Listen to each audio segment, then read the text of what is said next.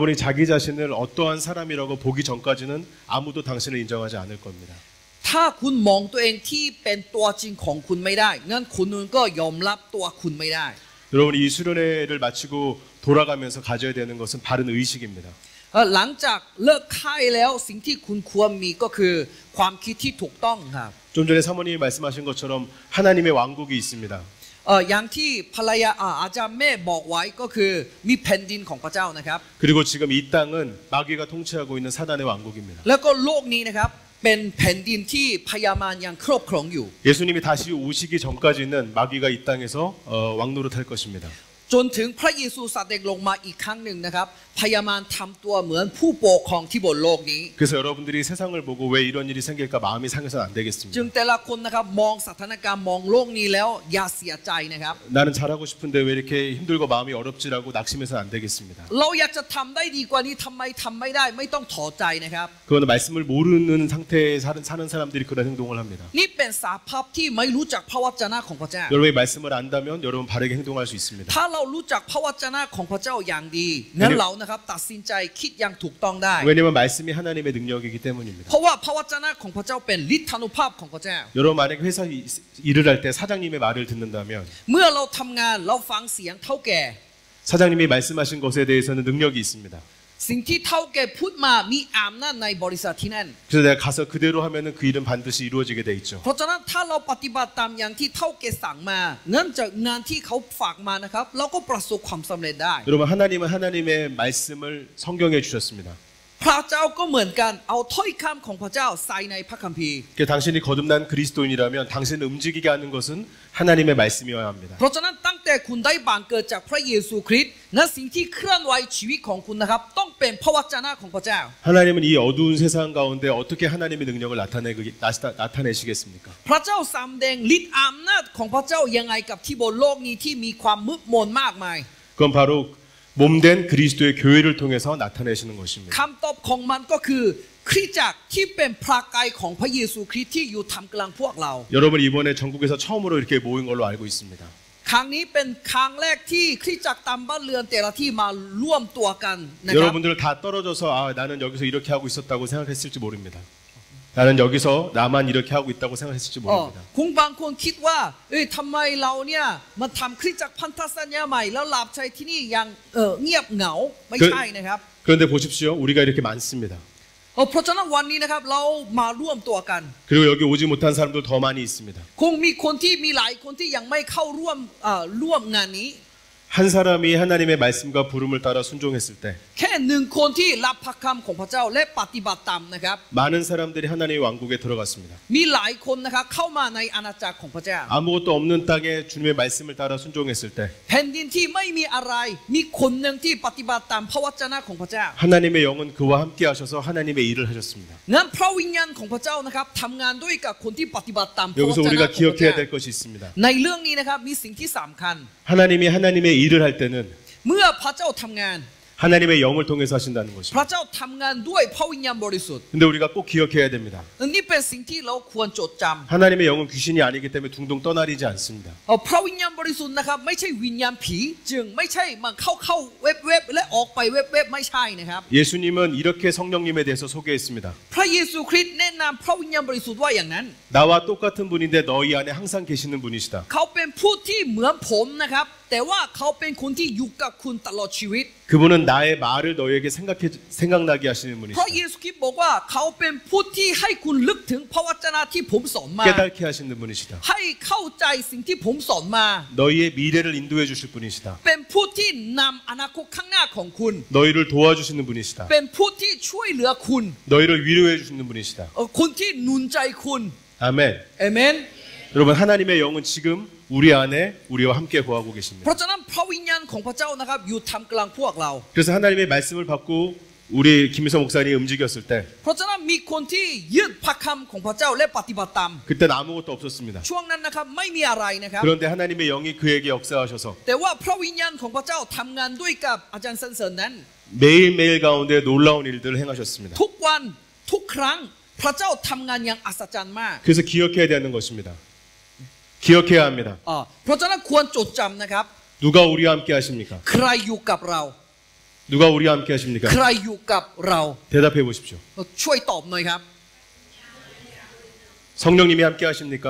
พระวิญญาณบริสุทธิ์อยู่กับคุณไหมครับ 그분이 여러분 안에 들어오셨을 때 เมื่อพระวิญญาณบริสุทธิ์เข้ามาในชีวิตคุณ 하나님의 능력을 가지고 오신 것입니다. เขาอำนาจของพระเจ้าเข้ามาในชีวิตคุณด้วยเช่นกัน 그래서 여러분 내 삶은 너무 어둡다라고 생각하신 분이 있다면 คงในที่นี่มีบางคนที่คิดว่าชีวิตของตัวเองมืดมนบ้างไหมครับ 오늘 밤에 달라져야만 하겠습니다. งั้นคืนนี้นะครับต้องมีการเปลี่ยนใหม่ 하나님의 말씀은 빛입니다. พระวจนะของพระเจ้าเป็นแสงสว่าง 그리고 그 빛이 드러나게 하시는 분은 성령님이십니다. เพราะฉะนั้นความแสงสว่างให้ขยายขึ้นนี่เป็นหน้าที่พระวิญญาณบริสุทธิ์ 그래서 내 인생이 어둡다라고 불평해서는 안 เพ 되겠습니다. ราะฉะนั้นมีคนบ่นว่าทำไมชีวิตฉันมืดมนจังอย่างนี้ไหมครับ 그분이 여러분에게 말씀과 영으로 함께 하시기 때문입니다. แต่รู้ไหมครับว่าพระวจนะของพระเจ้าอยู่ในคุณ 사도행전 10장 38절에 이렇게 얘기합니다. สำหรับกิจการ 10장 38절. บทที่10ข้อที่38นะครับ 하나님이 나사렛 예수에게 성령과 능력을 기름 부으셨습니다. เออ 잘라서 할게요. โอเค 하나님이 나사렛 예수에게 성령과 능력을 기름부터 타셨습니다. สำหรับพระเจ้านะครับให้พระเยซูคริสต์ได้รับการเจิม 그분이 돌아다니시면서 성령의 능력으로 일했다는 것입니다. ไม่ความว่าพระเยซูคริสต์ทำงานด้วยการเจิม 아멘. เอเมน 그분이 어떤 일을 하셨습니까? พระเยซูทำอะไรครับ 선한 일을 하셨습니다. เขาทำการดีครับ 마귀에게 눌린 모든 사람을 자유케 했습니다. มีใครที่ผูกมาจากพยามารให้ได้เสรีภาพ 성경은 이렇게 말합니다. พระคัมภีร์เขียนว่า 예수님께는 하나님이 함께 하셨다. พระเยซูอยู่กับพระเจ้า 그분이 바로 성령님이십니다. อันนี้เรียกว่าผู้นั้นนะครับเรียกว่าพระวิญญาณบริสุทธิ์ 그리고 예수님이 이렇게 말씀하셨죠. และพระเยซูบอกว่า 내가 가면 그분이 올 텐데 เมื่อผมไปสวรรค์ 그분은 นั้นพระองค์นั้นจะเสด็จมา 영원히 너희를 떠나지 않을 และ 것이다. พระวิญญาณนั้นเนี่ยอยู่กับท่านตลอดไป 너희와 늘 함께 하실 것이다. อยู่กับท่านตลอดไป 여러분 우리는 육체가 아닙니다. คุณรู้ไหมครับว่าคุณไม่ใช่เป็นร่างกาย 우리는 새로 거듭난 영적인 존재입니다. คุณเป็นวิญญาณที่ได้บังเกิดใหม่ 그래서 우리는 감각을 다스리는 능력을 가지고 있습니다. เพราะฉะนั้นเรามีความสามารถที่ควบคุมความรู้สึกของตัวเอง 여러분 ได้ 사단의 왕국은 어떻게 움직입니까? แผ่นดินพยามารเคลื่อนไหวยังไงครับ 보고 듣고 느끼고 경험하는 것에 따라서 움직입니다. แผ่นดินพยามารขยายตามประสาทสัมพันธ์ 육신적인 เช่น 것을 เห็นได้ 통해서 움직이는 สัมผัส 것입니다. ได้ก็นี่เป็นเรื่องเนื้อหนังนะคะขยายแผ่นดินพยามาร 하나님의 왕국은 어떻게 แต่ 움직입니까? ว่าแผ่นดินของพระเจ้าขยายยังไง 말씀으로 움직입니다. แผ่นดินของพระเจ้า 성령의 เคลื่อนไหว 능력이 ด้วยกับ 나타납니다. พระวจนะของพระเจ้า และเข้ามาการทำงานพระวิญญาณบริสุทธิ์ตามมา 성령의 능력이 나타나는 ฤ 것입니다. ทธานุภาพของพระเจ้าตามมา 여러분, 그래서 우리는 하나님의 능력을 사용하는 존재가 된 것입니다. ทุกท่านนะครับได้ตอนนี้ได้เป็นคนที่ใช้ฤทธานุภาพของพระเจ้า 예수님의 제자들에게 이렇게 말씀하셨습니다. พระเจ้าบอกกับสาวกของพระเยซูคริสต์ว่า 이제 성령이 너에게 임할 것이니까 모여서 기도해라. เดี๋ยวอีกไม่นานผู้ประโลมใจผู้หนึ่งชื่อว่าพระวิญญาณบริสุทธิ์จะลงมา 성령이 너에게 임하시면 너희가 능력을 받게 된다. ก็เลยต้องอธิษฐานงั้นหลังจากคุณรับประทานพระวิญญาณบริสุทธิ์แล้วคุณจะมีฤทธานุภาพ 그리고 바로 너희가 증인될 것이라고 และ 얘기했습니다. คุณได้เป็นสักขีพยานของพระคริสต์ 하나님의 영이 여러분으로 하여금 증인되게 하시는 พระ 것입니다. วิญญาณของพระเจ้าทำให้คุณเป็นสักขีพยานของพระคริสต์ 무엇에 대한 증인입니까? สักขีพยานอะไรครับ 하나님이 살아계신다는 것에 대한 증인인 สั 것입니다. กขีพยานที่สำแดงการผืนการประชนของพระเจ้า 여러분 증인이 무엇입니까? สักขีพยานไม่ความว่าอะไรครับ 보고 듣고 경험한 사람이시죠. เป็นสักขีพยานไม่ความว่าสิ่งที่มองเห็นเรื่องพระเยซูสิ่งที่ฟังเรื่องพระเยซู 그럼 สิ่งที่ 우리가 ประสบกับ 어떻게 พระเยซู 증인됩니까? แล้วเราเป็นสักขีพยานของพระเยซูยังไง 하나님의 영이 우리를 증인되게 하시는 것입니다. พระวิญญาณของพระเจ้าทำให้เราเป็นสักขีพยานของพระเจ้า 사도행전 2장 4절에 보면 กิจกรรมบทที่2ข้อที่4 그들이 다 성령의 충만함을 받았다라고 เมื่อพวก 얘기합니다. เขาเต็มล้นด้วยกับพระวิญญาณบริสุทธิ์ทุกคน 그리고 전부 다 방언으로 말하기 แล้วก็ 시작했습니다. ทุกคนนะครับเริ่มต้นพูดภาษาพระวิญญาณบริสุทธิ์ด้วยกัน 여러분께서 성령의 충만함을 받고 방언을 말하는 것은 너무나 중요한 เพราะ 것입니다. ฉะนั้นชีวิตคริสเตียนนะครับพูดภาษาแปลกๆแล้วเต็มล้นด้วยกับพระวิญญาณบริสุทธิ์มันสำคัญมาก 성경에 나오는 첫 번째 사건은 굉장히 의미가 있습니다. 네. 성경에 나오는 첫 번째 사건은 굉장히 의미가 มี 있습니다. กรณีไหนที่พระคัมภีร์บอกไว้ต้นแรกนะครับเป็นสิ่งที่สำคัญมาก 성령이 그들에게 충만한 증거로 무엇이 나타났습니까? เมื่อพระวิญญาณบริสุทธิ์เต็มล้นด้วยกับพวกเขาแต่สัญลักษณ์ของพวกเขาเป็นยังไงบ้างครับ 그들이 다 방언으로 말하기 สั 시작했습니다. ญลักษณ์ของมันก็คือทุกคนที่อยู่ที่นั่นพูดภาษาพระวิญญาณบริสุทธิ์ 고린도전 3장 16절에 이렇게 얘기합니다. 1 โครินธ์บทที่3ข้อที่ 너희가 바로 하나님의 거하는 집이다. 16ท่านทั้ง หลายเป็นพระวิหารของพระเจ้าที่พระองค์ทรงประทับอยู่ 그러면 하나님이 어떻게 거하십니까? และพระเจ้าทรงประทับในชีวิตของคุณยังไง 지금 그분이 영으로 여러분과 함께 거하시는 พระ 것입니다. วิญญาณบริสุทธิ์เข้ามาในชีวิตของคุณเอง 하나님의 능력이 지금 여러분과 함께 있는 ไม่ 것입니다. ความว่าฤทธานุภาพของพระเจ้าเข้ามาในชีวิตของคุณเรียบ 이것은 ร้อย 느껴서 아는 것이 아닙니다. มันไม่ใช่เรารู้เรื่องนี้ตามประ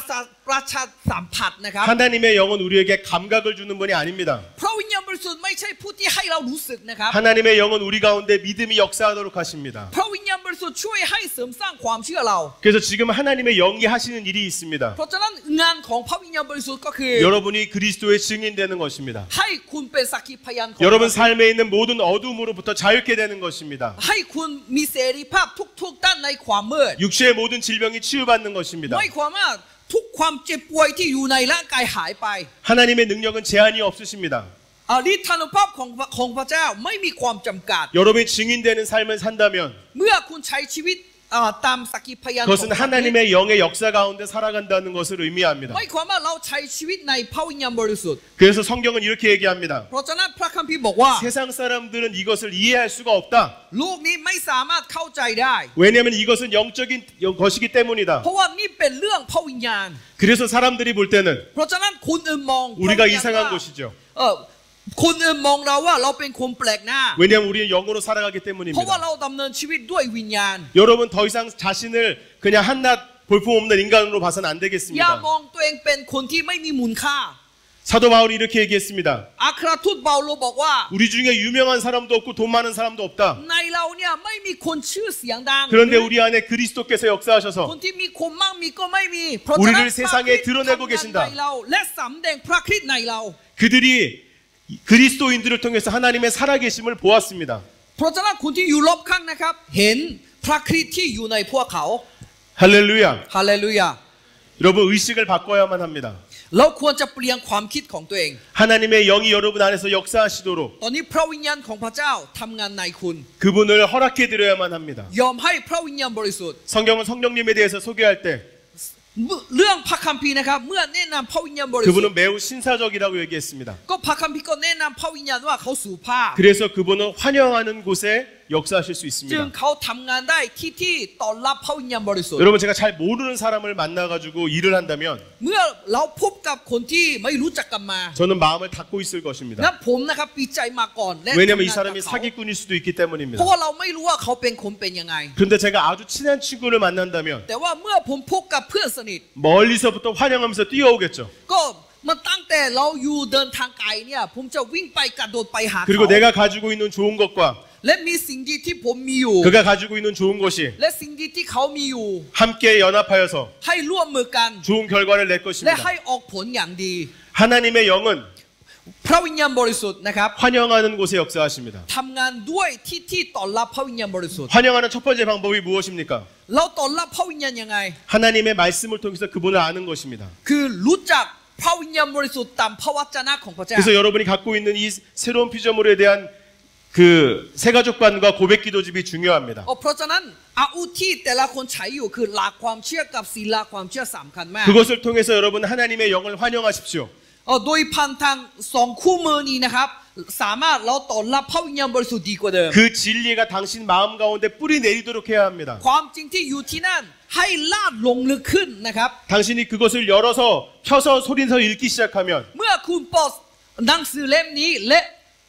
ออกมาพูดตามพระวจนะของพระเจ้า 그제서야 비로소 하나님의 영은 할 일이 있는 것입니다. ตั้งแต่นี้นะครับพระวิญญาณบริสุทธิ์มีงานที่เขาทำได้ 그러나 만약에 당신이 닫아놓고 아무것도 하지 않는다면 แต่ถ้าคุณปิดเรื่องนี้แล้วไม่ทำอะไรเลย 그것이 당신에게 유익이 되지 않겠죠. นั้นไม่มีประโยชน์ต่อคุณด้วย 제가 면역을 높이기 위해서 비타민 C를 자주 먹습니다. เพื่อเราให้ภูมิต้านทานในตัวเพิ่มขึ้นผมกินวิตามินซี 그리고 나름대로 효과가 좋다는 비타민 C를 돈을 주고 샀습니다. ก็ผมก็ซื้อวิตามินซีเพื่อบำรุง 그래서 제가 태국에도 가져왔습니다. ก็ผมก็มาที่เอามาที่ 그런데 ประเทศไทย 만약에 แต่ว่า 내가 그걸 들고 다니면서 ผมมีวิตามินซีก็ตาม 이거 왜 효과가 없어라고 말한다면 คงผมบอกว่าทำไมวิตามินซีไม่มีประโยชน์ 머리가 어떻게 된 거겠죠. งั้นเขาเป็นคนบ้าครับ 그걸 갖고 있으면서 เขาตั้งใจสื่อมา 얼굴에 문지르면 됩니까? แล้วก็เอาผงวิตามินซีทาในหน้าผิวหน้า 머리에 뿌리면 되나요? แล้วก็คือเอาวิตามินซีมาสระผม 어떻게 해야 되죠? แล้วมีวิตามินซีควรจะทำยังไง 말해보세요. ลองพูดสิครับ 어떻게 해야 돼요? 먹어야죠. ใช่ครับกินครับ 갖고 다니면 ถ้าถืออย่างเดียว 아무 일이 안 일어납니다. ก็ไม่มีอะไรก่อขึ้น 그래 놀랍게도 แต่ว่าเรื่องที่น่าอัศจรรย์ก็คือ 하나님의 영이 하실 일이 없는 거예요. พระวิญญาณบริสุทธิ์ไม่มีงานทำในตัว 들고만 다니기 때문에. เพราะว่าคุณแค่ถืออย่างเดียว 언제 하나님의 영을 환영하는가? เราต้อนรับพระวิญญาณบริสุทธิ์เมื่อไหร่ 힘들 때, ช่วงที่คุณเหนื่อย 외로울 때, ช่วงที่คุณเหงา 괴로울 때, ช่วงที่คุณทุกข์ทรมาน 혼자 마음대로 하다가 안 될 때. ช่วงที่เราทำอะไรรู้สึกว่าเราทำไม่ได้ 그러니까 맨날 똑같은 겁니다. เพราะฉะนั้นชีวิตคุณนะครับสามไปสามมาอยู่ 여러분 그런 태도는 새로운 피조물의 태도가 아닙니다. มันไม่ใช่ท่าทีของคนที่ถูกสร้างใหม่ 여러분 새로운 피조물이 됐다는 것은 เราได้เป็นคนที่ถูกสร้างใหม่ไม่ความว่า 하나님의 영이 역사하는 삶 가운데로 들어갔다라고 하는 ไม่ 말입니다. ความว่าเราเข้าไปสภาพที่เราใช้ชีวิตด้วยกับพระวิญญาณที่มีฤทธิ์อำนาจ 하나님의 영을 어떻게 환영한다고요? เราต้อนรับพระวิญญาณบริสุทธิ์ยังไงครับ 말씀을 먹어야 합니다. ต้องกินพระวจนะของพระเจ้า 그것이 하나님의 영을 환영하는 것입니다. นี่เป็นวิธีการต้อนรับพระวิญญาณที่อยู่ในตัว 생각이 아닙니다. ไม่ใช่ความคิดของคุณนะครับ 어떤 사람들은 기도하다 무슨 생각이 났습니다. บางคนนะครับอธิษฐานในพระ 아 วิญญาณบริ 성령님이 สุทธิ์ 나한테 이 생각을 주시나 แล้ว 보다. ก็บอกว่าโอ้พระวิญญาณบริสุทธิ์ให้ลึกถึงข้อนี้ 성령님이 준 생각이 아니라는 것을 알아야 됩니다. คุณควรจะรู้ว่ามันไม่ใช่คำพูดพระวิญญาณ 왜요? ทำไมล่ะครับ 당신은 말씀으로 시작하지 않았기 เพราะ 때문이죠. ว่าคุณยังไม่เริ่มต้นด้วยกับพระวจนะ 세상에서 살아온 것 위주로 생각한 것이지 않습니까? คุณนะครับมาคิดตามคิดอย่างที่เราใช้ชีวิตบนโลกนี้ 그분은 진리의 영이십니다. เขาเป็นพระวิญญาณแห่งความจริง 하나님의 말씀을 통해서 성령을 환영하기 시작하면 เมื่อเราต้อนรับพระวิญญาณบริสุทธิ์ด้วยพระวจนะ 그분이 ของพระ 하시는 เจ้า 가장 중요한 역사는 งั้นการทำงานของพระวิญญาณบริสุทธิ์นั้น 여러분의 영적인 눈을 열어주시는 것입니다. ช่วยเปิดตาใจของคุณสว่างขึ้น 깨달음을 갖게 하는 것입니다. ทำให้คุณมีความประจักษ์แจ้ง 더 좋은 것을 선택할 수 있는 더 좋은 것 선택할 수 있는 이해를 주십니다. และให้มีความเข้าใจที่เราให้ตัดสินใจถูกต้องกว่าเดิมได้ 그리고 그것을 받았을 때 เมื่อเรารับพระคำนั้น 내가 행동으로 옮기면 เมื่อเราปฏิบัติตามนั้น 그때 성령이 역사하십니다. งั้นพระวิญญาณบริสุทธิ์ทำงานต่อไป 우리 최순애 목사님 통해서 배웠죠? เราก็เรียนรู้จากอาจารย์แม่ 그것이 바로 레마의 역사입니다. เรียกว่าแลมาครับ 우리의 삶은 ชีวิตเรา 성령님과 따로 떨어뜨려서 생각할 수 없습니다. ไม่สามารถแยกกับพระวิญญาณบริสุทธิ์ได้ 그리스도 안으로 들어갈 때 เมื่อเราเข้ามาในพระคริ 우리는 สต์ 성령과 하나 되었습니다. เราได้ร่วมกับพระวิญญาณบริสุ 그래서 ทธิ์ 그분과 나는 뗄 수 없는 존재가 된 เพราะฉะนั้น 것입니다. เรากับพระวิญญาณบริสุทธิ์ไม่สามารถแยกกันได้ 다시 말합니다. 느낌이 아닙니다. พูดอีกครั้งนะครับ พระวิญญาณไม่ใช่ความรู้สึก 그것은 믿음으로 역사하는 것입니다. พระวิญญาณทำงานด้วยความเชื่อเรา 하나님의 영을 환영하는 첫 번째, 하나님의 영을 환영하는 첫 번째, วิธีการต้อนรับพระวิญญาณข้อแรก 그분의 말씀으로 들어가는 것입니다. เข้ามาในพระวจนะของพระเจ้าไม่ใช่ความรู้สึก ที่สอง 하나님의 영이 역사하실 수 있도록 내 삶을 드리는 것입니다. ถวายชีวิตของเราเพื่อให้พระวิญญาณทำงานได้ 좀 전에 봤을 때 그들이 성령을 처음 받았을 때 방언으로 기도했다고 했습니다. เมื่ออันกิจการอัครธรรมทูตเมื่อพวกเขาอธิษฐานรับพระวิญญาณบริสุทธิ์ 하나님의 영이 우리 안에서 활동력 있게 역사하시도록 เพื่อให้พระวิญญาณบริสุทธิ์ทำงานและยึดอำนาจในตัวเรา 하나님은 특별한 기도의 언어를 우리에게 주셨습니다. พระเจ้าให้เรามีภาษาที่คำอธิษฐานที่มีฤทธิ์อำนาจมาก 이것은 어떤 피조물도 이해할 수 없는 기도입니다. มันอธิษฐานแบบอธิษฐานที่คนอื่นไม่สามารถเข้าใจได้ 하나님의 영으로 기도할 때 เมื่อเราอธิษฐานตามพระวิญญาณ 우리의 삶을 향한 최고의 뜻을 기도하는 것이죠. เราอธิษฐานตามการทรงเรียกของพระเจ้าที่ยอดเยี่ยมที่สุดในตัวเรา 여러분이 생각할 때 와 이렇게 좋은 일이 있다니 ช่วงนั้นเราก็บอกได้ว่าทำไมชีวิตเรายอดเยี่ยมขนาดนี้ 그런 아름다운 일들을 기도하게 하시는 것입니다. พระเจ้าช่วยให้เราอธิษฐานแบบนี้ 왜냐하면 나는 어떤 부분에 있어서 과거의 아픔 때문에 넘어서지 못하기 때문입니다. เพราะว่าจุดจำกัดของเราคงบางอย่างนะครับมาเอามาจากบาปแพ้จึงเราก้าวต่อไปไม่ได้ จึงพระวิญญาณจะเปิดเผย 그럴 때 하나님의 영이 어떤 일을 하십니까? นั้นพระเจ้าทำงานยังไงครับ 바른 것을 기도하게 함으로써 승리하게 하십니다. ภาษาแปลกๆนั้นทำให้เราอธิษฐานอย่างถูกต้องไม่ใช่อธิษฐานอย่างความรู้สึก 성경 우리가 하나님의 비밀들을 말한다고 했습니다. พระวจนะของพระเจ้าบอกว่าเมื่อเราพูดภาษาแปลกๆพูดถึง 숨겨진 เรื่อง 것과 ความ 같기 ลับลึกของ 때문입니다. พระเจ้า ไม่ความว่าสิ่งที่เรายังไม่เข้าใจแต่สามารถพูดออกมาได้ 그래서 이것은 머리로 이해할 수 없는 언어입니다. เพราะฉะนั้นนี่เป็นภาษาที่ไม่สามารถเข้าใจด้านสมองได้ 그래서 논리적인 사람들은 이런 실수를 많이 하죠. เพราะฉะนั้นคนที่ฉลาดนะครับเขาผิดพลาดกันหลายรอบ 아, 차라리 내가 아는 말로 기도하는 게 훨씬 좋겠다. งั้นเราจะพูดภาษามนุษย์ดีกว่าเพราะมันไม่เข้าใจ 이거 무슨 말인지도 모르는 거 왜 계속 반복하고 있는가? ไม่รู้ว่าเราทำไมพูดภาษาแบบนี้เรื่อย 그것이 바로 하나님의 영의 역사를 뺏어가는 마귀의 전략입니다. ๆนี่เป็นแผนการพยายามที่อยากจะขโมยฤทธานุภาพของพระเจ้าที่อยู่ในตัวคุณ 방언은 하나님의 비밀들을 내가 선포하는 것입니다. ภาษาแปลกๆนั้น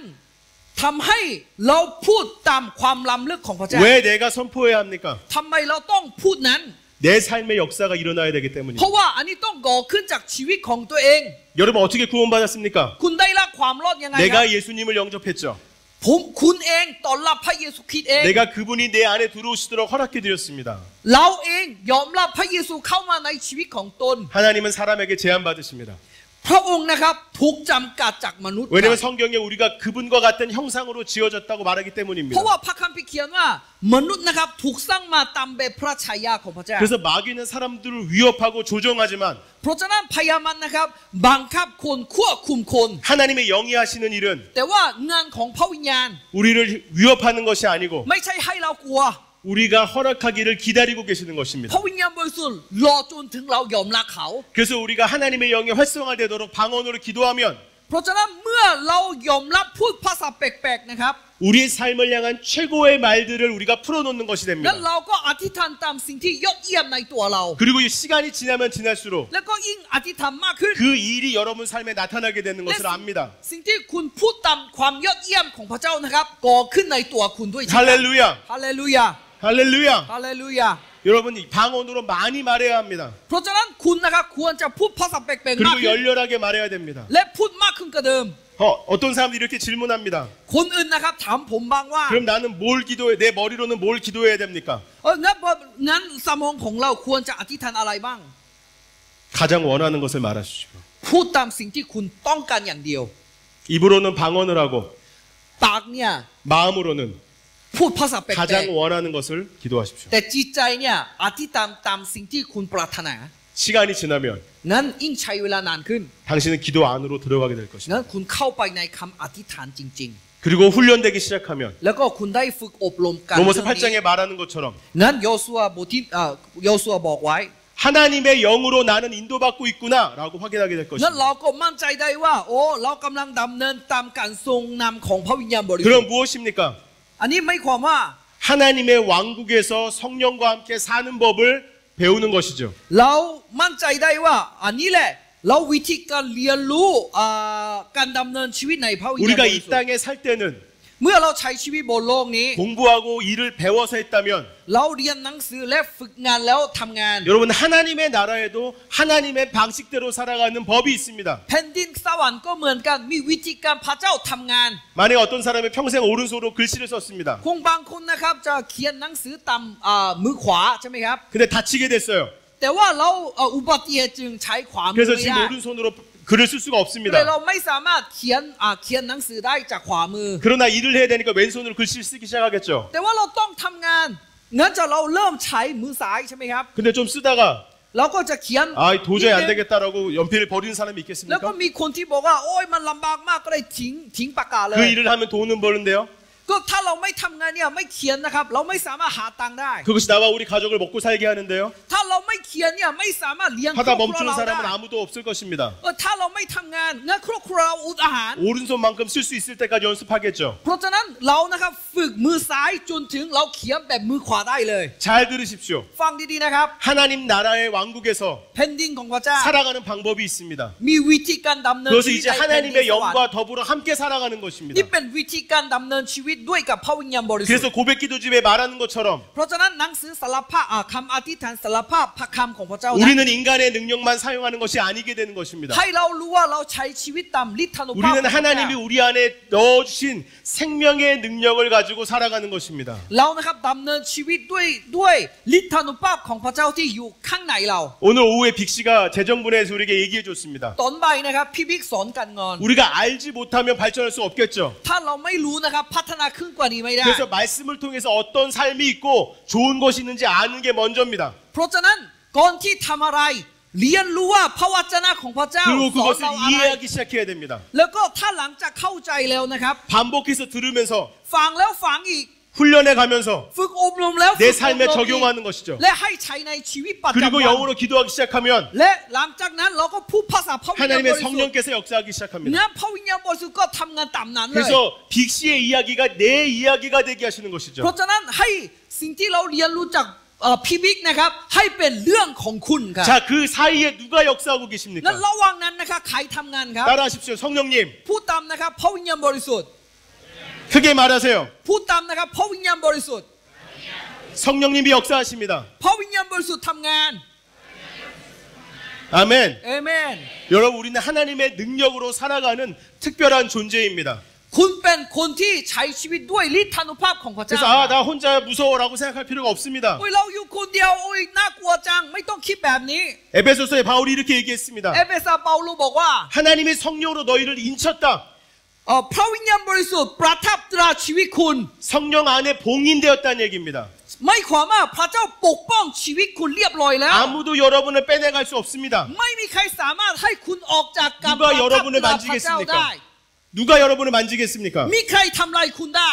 하나님의 영 안으로 들어가게 된 것입니다. เราเข้ามาในพระวิญญาณบริสุทธิ์แล้ว 그분의 영으로 말미암아 우리는 아빠 아버지라 부르게 되는 것입니다. โดยพระวิญญาณบริสุทธิ์นั้นเราสามารถบอกได้ว่าอาบาพระบิดา 그래서 여러분 이제 결단해야 됩니다. เพราะฉะนั้นเราถึงเวลาที่ตัดสินใจเด็ 나는 ดขาด 나를 의지하고 살 것인가?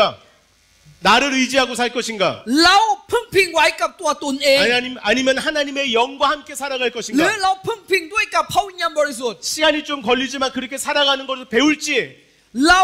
คงใช้เวลาฝึกอบรมเรื่องนี้ 아니면 이전 삶으로 돌아갈지 선택해야 되는 แต่ไม่ 것입니다. อยากฝึกอบรมแล้วใช้ชีวิตแบบมนุษย์ธรรมดา 하나님의 영과 여러분이 연합하기 시작하면 เมื่อเราเข้าร่วมด้วยกับพระวิญญาณบริสุทธิ์ 그분이 바로 당신이 하나님의 자녀임을 증거한다고 했습니다. และพระวิญญาณบริสุทธิ์จะให้คุณสักขีพยานของพระ อาเมน เอเมน 왜냐하면 성령님은 여러분의 생각을 다 알고 있기 เพราะ 때문입니다. ว่าพระวิญญาณบริสุทธิ์รู้จักความคิดของคุณทุกอย่าง 그래서 여러분을 위해서 지금 중보하고 계십니다. เพราะฉะนั้นพระวิญญาณกำลังอธิษฐานเพื่อคุณอยู่ 하나님의 영이 여러분을 통해 사시는 일이 무엇입니까? 하나님의 영이 여러분을 통해 사시는 일이 무엇입니까? 하나님의 영이 여러분을 통해서 하시는 일이 อ่า 뭡니까? พูดเร็วเกินครับ งั้นพระวิญญาณบริสุทธิ์ทำอะไรในตัวคุณ 빌립보서 2장 13절을 ฟิลิป 보겠습니다. ปีบทที่2ข้อที่13ด้วยกันนะครับ 여기 위에 보시죠. เราจะอ่านข้อข้างบนนะครับ 2장 13절. บทที่ 다른 파일인 오케이 찾았어요. 네. 2 오케이 ข้อนี้นะครับ 읽어주세요. อ่านด้วยกันนะครับ1 2 3เพราะว่าพระเจ้าเป็นผู้ทรงทำการอยู่ภายในพวกท่านให้ท่านมีความประสงค์และมีความสามารถทำตามชอบพระทัยของพระเจ้า 아멘. เอเมน 하나님의 영이 하시는 일이 있습니다. มีงานที่พระวิญญาณท 그것은 바로 여러분에게 어떤 갈망을 주시는 것입니다. ำงานที่พระวิญญาณทำก็คือให้คุณมีความปรารถนา 그분과 함께 연합하여 살아가면 ถ้าคุณร่วมกับพระวิญญาณบริสุทธิ์ 어떤 갈망에 사로잡힙니다. งั้นคุณนะครับมีความปรารถนาขึ้นมา 아, 나는 이것을 이루어야 되겠다. อยากจะทำสิ่งนี้ 아, 나는 이 일을 배워야 되겠다. อยากจะเรียนรู้แบบนี้ 아, 난 이제 저축을 시작해야 되겠다. อยากจะเริ่มต้นเรื่องนี้ 아, 나는 이제 아픈 어떤 사람을 돌봐줘야 되겠다. อยากจะช่วยคนนั้น 하나님의 영이 พระวิญญาณบริสุท 여러분 ธิ์ 안에서 갈망을 주신다는 것입니다. ให้คุณมีความปรารถนา 그런데 그것이 무엇입니까? สิ่งเหล่านั้นคืออะไรครับ 여러분을 향한 하나님의 뜻입니다. นี่เป็นพระทัยของพระเจ้าที่อยู่ในตัวคุณ 자, 생각해 보세요. คิดดีๆนะครับ 하나님의 영이 พระวิญญาณบริสุทธิ์ 여러분에게 갈망을 주셔서 ให้คุณมีความปรารถนา 새로운 삶 안으로 들어가게 하시는 것이죠. เพื่อให้คุณเข้ามาในชีวิตใหม่ที่พระองค์สร้างใหม่ในตัวคุณ 그러니까 세상의 방법과 다른 것입니다. เพราะฉะนั้นวิธีของโลกนี้ก็มีอยู่ 세상은 보고 듣고 느끼는 것을 따라 살아갑니다. สำหรับโลกนี้นะครับให้เราใช้ชีวิตตามความรู้สึก 그런데 และสิ่งที่เราฝังมาดู 우리는 มา 성령과 연합하여 그분의 감동을 따라 산다는 것입니다. แต่สำหรับเรานะครับร่วมกับพระวจนะของพระเจ้าและใช้ชีวิตด้วยกับพระวิญญาณบริสุทธิ์ 아멘. เอเมน 사도 바울이 말했습니다. เปาโลบอกว่า 하나님의 감동이 어디 있는가? นั้นการโดนใจจากพระเจ้ามาจากไหน 하나님의 감동이 바로 그의 말씀이다. การโดนใจจากพระเจ้านะคะคือ 하나님의 말씀이 바로 영이다. คือพระวจนะของพระเจ้าเอง 아멘. เอเมน 여러분 그의 말씀을 통해서 성령과 연합하게 되면 เมื่อคุณยึดพระวจนะของพระเจ้าและร่วมมือกับพระวิญญาณบ 여러분 ริสุทธิ์ 새로운 단계 안으로 들어가는 นั้น 겁니다. คุณเข้ามาชีวิตที่สูงกว่าเดิม 새로운 단계. อีกขั้นตอนหนึ่งก้าวไป 그것은 여러분의 영이 알게 됩니다. นั้นวิญญาณของคุณก็รู้ว่ามีระดับที่สูงกว่านี้ 아, 나 예전과 달라지고 있다. โอ้ชีวิตของฉันกำลังเปลี่ยนไปอยู่ 왜 그렇습니까? ทำไมล่ะครับ 여러분의 혼과 몸을 다스리고 있기 때문입니다. เพราะว่าพระวิญญาณสำหรับคุณเองนะครับควบคุมทั้งจิตใจร่างกาย 아멘. เอเมน 에베소 5장 16절부터 18절을 보겠습니다. เราจะอ่านเอเบซัสต่อไปนะครับ 우리 큰 소리를 같이 읽겠습니다. เราจะอ่านด้วยกันนะครับเอเบซัสบทที่5 1 2 3จงใช้โอกาสให้เป็นประโยชน์ เพราะว่าทุกวันนี้เป็นยุคสมัยที่ชั่วร้ายเพราะเหตุนี้อย่าเป็นคนโง่ แต่จงเข้าใจว่าอะไรคือพระประสงค์ขององค์พระผู้เป็นเจ้า และอย่าเมาเหล้าเอางุ่นซึ่งจะทำให้เสียคน แต่จงเต็มเปี่ยมด้วยพระวิญญาณเอเมน 아멘.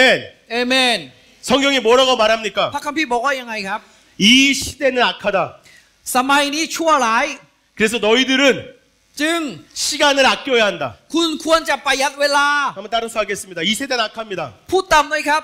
สมัยนี้ชั่วร้าย 시간을 아껴야만 합니다. ประหยัดเวลา 그러려면 어떻게 해야 됩니까? นั้นต้องทำยังไงครับ 어리석지 말아야 되죠. นั้นต้องทำยังไงครับต้องไม่ 오히려 เป็นคน 주님의 โง่ 뜻을 이해해야 됩니다. แล้วควรจะเข้าใจพระทัยของพระเจ้า 어리석게 시간을 낭비하면 안 됩니다. อย่าเป็นคนโง่ที่ใช้เวลาปล่อยไป 그럼 누가 그것을 도와주십니까? นั้นใครช่วย 성령님. พระวิญญาณบริสุทธิ์ 그분이 여러분의 인생을 세이브하게 해주십니다. พระวิญญาณบริสุทธิ์จะให้คุณประหยัดเวลาประหยัดชีวิต 여러분 그분과 함께 동행하시겠습니까? อยากจะร่วมมือกับพระวิญญาณไหมครับ 그분으로 충만한 삶을 อยาก 살겠습니까? จะเต็มล้นด้วยกับพระวิญญาณไหมครับ 여러분 이 어두운 세상에 승리하는 방법이 하나님과 동행하는 것입니다. วิธีการชัยชนะที่บนโลกนี้นะครับคือร่วมมือกับพระวิญญาณบริสุทธิ์ 사람들이 왜 술을 마십니까? ทำไมคนหลายคนนะครับจะดื่มเหล้ากัน 괴로운 것을 잊고 싶기 เพราะว่า 때문입니다. เขาอยากจะชนะจากความทุกข์ความทรมาน 그래서 술이 깨서 정신이 돌아올 때가 되면 เพราะฉะนั้นจนถึงเราตื่นจากการเมาเหล้า 또 마시죠. งั้นเขาก็จะกินเหล้า 그리고 ต่อ 또 ไป 마십니다. แล้วก็กินเหล้าต่อไป 그것이 계속되면 중독이 되고 ถ้าซ้ำไปซ้ำมาติดเหล้า 인생이 다 망가지게 แล้ว 됩니다. ก็ชีวิตนะครับพังหมดเลย 여러분 술에 중독된 사람 본 적 เค 있습니까? ยเห็นคนที่ติดเหล้าไหมครับ 그의 삶이 어떻습니까? ชีวิตเขาเป็นยังไงบ้าง 그의 ครับ 몸이 어떻습니까? ร่างกายเขาเป็นยังไงบ้างครับ 다 망가졌습니다. เขาก็ถูกพังหมดเลย 그래서 얘기하는 것입니다. เพราะฉะนั้นบอกว่า 세상이 약할수록 술에 취하지 말고 ยิ่งโลกนี้ชั่วร้ายมากขึ้นอย่าเมาเหล้า 너희는 하나님의 성령으로 충만해라. เต็มล้นด้วยกับพระวิญญาณแทน 얼마나 충만해야 됩니까? เต็มล้นด้วยกับพระวิญญาณยังไง 술 먹고 잊을 만큼 เต็มล้นด้วยแบบเราเมาเหล้า 하나님의 영으로 충만해져서 잊으면 됩니다. ถ้าเราเต็มล้นด้วยกับพระวิญญาณบริสุทธิ์อย่างมากงั้นเรา 여러분 ก็เมา 하나님의 เหล้า 영은 술 마시는 것과 비슷한 효과가 있습니다. ไม่ความว่าเมื่อเราเต็มล้นด้วยกับพระวิญญาณบริสุทธิ์อาการเหมือนเมาเหล้า 여러분 그래서 밖에서 무슨 일이 있더라도 여기 와서 이렇게 찬양하고 말씀 들으면 잊게 되죠. เมื่อเรามันเจอหลายสิ่งหลายอย่างข้างนอกแล้วมานมัสการพระเจ้าเราก็ลืมสิ่งที่อยู่ข้างนอก 그것도 일종의 충만함입니다. อันนี้ก็เรียกว่าเต็มล้นด้วยกับพระวิญญาณบริสุทธิ์ชนิดหนึ่ง 내가 힘든 일 있을 때 찬양 틀어듣고 막 큰 소리로 따라 부르면 하나님의 은혜가 차오르죠. มีอะไรที่เราเหนื่อยใจเมื่อนั้นสรรเสริญพระเจ้าและสงบสุข 그것이 มากขึ้น 충만함입니다. อันนี้เรียกว่าเต็มล้นด้วยพระวิญญาณบริ 그것이 สุทธิ์ 충만함입니다. อันนี้เรียกว่าเต็มล้น 어떨 때는 굉장히 강하게 역사하셔서 บางครั้งนะครับมันทำงานอย่างรุนแรง 눈물이 날 때도 있고 ก็เลยมันน้ำตาก็ไหล 몸이 บ้าง 떨릴 때도 있고 แล้วก็หิวข้าวบ้าง 여러분이 또 기절할 때도 แล้ว 있습니다. ก็บางคนก็ล้มบ้าง 여러분 강력한 전기에 감전되면 기절하죠. เหมือนช็อกนะครับ 하나님의 영이 충만해지면 기절할 때도 เมื่อ 있습니다. เต็มล้นด้วยกับพระวิญญาณบริสุทธิ์เหมือนช็อกก็ได้ 그런데 그 가운데 하나님의 성령이 역사하셔서 เพราะฉะนั้นพระวิญญาณบริสุทธิ์ทำงานแล้ว 여러분 완전히 회복시킨 일이 일어납니다. คุณก็มีชีวิตที่ผื่นขึ้น 제가 몇 년 전에 김윤서 목사님 초청해서 추석 때 집회에 가셨습니다. เมื่อไม่กี่ปีที่แล้วนะครับอาจารย์สันเสริญชวนผมมาเทศนาในค่ายที่เกาห 그리고 ลี 새로운 피조물에 대해서 증거했습니다. แล้วก็ผมก็แบ่งปันเรื่องเกี่ยวกับคนที่ถู 그리고 กสร้าง 제가 ใหม่ 이렇게 물어봤습니다. 아픈 사람은 자기의 아픈 곳에 손을 대십시오. แล้วก็บอกว่าคนอื่นที่ป่วยเจ็บที่คุณป่วยอยู่ 그리고 예수 그리스도 온전케 하심을 선포했습니다. แล้วก็ผมก็ประกาศความสมบูรณ์แบบ 그리고 손댄 사람은 다 แล้ว 치유받았습니다. คนที่วางมือที่ไหนก็หายหมดเลยนะค 그리고 รับ 성령의 충만함 받기 원하는 사람들 나오라고 แล้ว 했습니다. ก็มีคนที่อยากจะเต็มล้นด้วยกับพระวิญญาณบริสุทธิ์มาข้างหน้า 그리고 제가 그들에게 손을 얹어서 แล้ว 안수했습니다. ก็เมื่อนั้นผมวางมือกับพวกเขา 그들이 쓰러지고 일어나서 และพวกเขาก็ล้มแล้ว 자유케 되고 บอกว่า 회복되었습니다. เขาได้เสรีภาพแล้ว 왜 그런 일이 일어납니까? ทำไมเรื่องนี้ก่อขึ้น 그분의 충만케 하심이 우리를 다르게 하기 때문입니다. 그분의 충만케 하심이 우리를 달라지게 하기 เพราะว่าการ 때문입니다. เต็มล้นด้วยกับพระวิญญาณบริสุทธิ์ทำให้เรามีเสรีภาพ 성경이 우리에게 오늘 얘기하고 권면하고 있습니다. สิ่งที่พระคำของพระเจ้าแนะนำให้เราทราบ 성령으로 충만하라. เต็มล้นด้วยกับพระวิญญาณ 하나님의 영으로 충만하라. เต็มล้นด้วยกับพระวิญญาณ 아멘. เอเมน 이 얘기하고 이제 우리 함께 기도하는 시간 가질 겁니다. หลังจากพูดเรื่องนี้แล้วอยากจะอธิษฐานด้วยกัน 우리 안에 다 성령이 계신데 ตอนนี้พระวิญญาณอยู่กับทุกคน 그런데 어떨 때는 우리가 함께 기도하고 안수할 때가 있습니다. แต่บางครั้งเราก็วางมือให้คนหนึ่งคนใด 그렇게 하는 이유는 เพราะว่า 여러분이 가지고 있는 것보다 더 많이 받을 수 있도록 도와주는 것입니다. สิ่งที่คุณใช้ได้ เราจะช่วยให้คุณใช้ได้มากกว่าเดิม 완벽한 기름 부음이 여러분 안에 있죠. การเจิมที่สมบูรณ์แบบอยู่ในตัวทุกคนเลย 그런데 아직 여러분이 어린 그리스도인이기 때문에 많은 것에 눌려 있을 수 แต่ว่า 있습니다. บางคนเป็นคริสเตียนที่ยังเด็กฝ่ายวิญญาณ 그럴 때 밖에서부터는 하나님의 역사가 จึงทุกอย่างใช้ไม่ได้ 여러분을 자유케 합니다. งั้นมันสิ่งที่